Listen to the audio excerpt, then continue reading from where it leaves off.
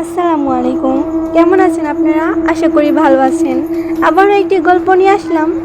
চলেন শুরু করা যাক।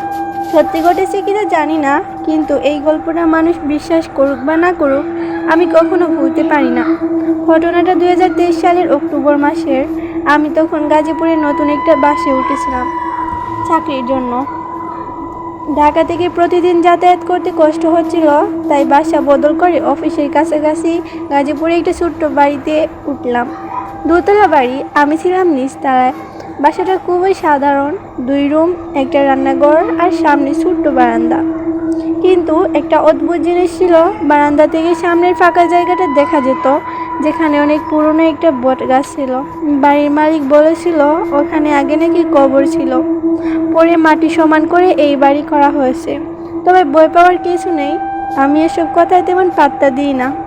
প্রথম সপ্তাহে অস্বাভাবিক কিছু হয়নি, কিন্তু সপ্তাহখানেক পর থেকে বুঝতে পারলাম প্রতি রাতেই প্রায় একই সময় রাত 3টার দিকে আমার ঘরের সামনের জানালায় কার যেন ছায়া দেখা যায়, যেন কেউ এসে জানালায় দাঁড়িয়ে থাকে। প্রথম দিন ভেবেছিলাম চোর ডাকাত, পরদিনও দেখি আবার সেই ছায়া। জানালায় গিয়ে দেখি কেউ নেই। বারান্দা খুলে বাইরে তাকিয়ে দেখি বটগাছের নিচে কুয়াশার মতো কিছু নড়ছে, যেন একটা মানুষ। লোক মুখে শোনা গল্প। বাড়ির পাশের মুদির দোকানদার চাচাকে একদিন বললাম, চাচা, বটগাছের নিচে রাতে কে যেন দাঁড়ায়, আপনারা দেখেন না? চাচা কিছুক্ষণ চুপ করে বলল, ওইখানে আগে একটা মেয়ে আত্মহত্যা করেছিল। সে নাকি কারো জানালা দিয়ে তাকায়, আর যার দিকে তাকায় তার ঘরের বাতি একদিন হুট করে নিভে যায়। আমি হেসে বললাম, চাচা এগুলো গুজব। কিন্তু চাচা আর কিছু বলল না, শুধু বলল, বাতি নিভলে আর দেরি করো না, দৌড় দিবা। ভয়ের রাতটা সেই রাতেই যা ঘটলো তা আমি কখনো ভুলব না। রাত 3টায় হঠাৎ জানালার পাশে শব্দ, টিক টিক। আমি উঠে তাকালাম, দেখলাম জানালার কাছের ওপাশে এক সাদা জামা পরা মেয়ে চুল জুড়ে মুখ ঢেকে রেখেছে, হাত দিয়ে জানালায় টোকা দিচ্ছে। আমি দৌড়ে লাইট অন করলাম।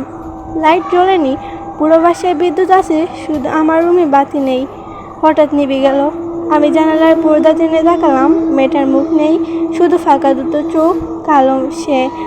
সে জানালার কাছে হাত রাখছে, মুখে হাসি, আর ঠোঁট নড়ছে, যেন বলছে, তুই তো আমার ঘরে আছিস, পালাবি কই?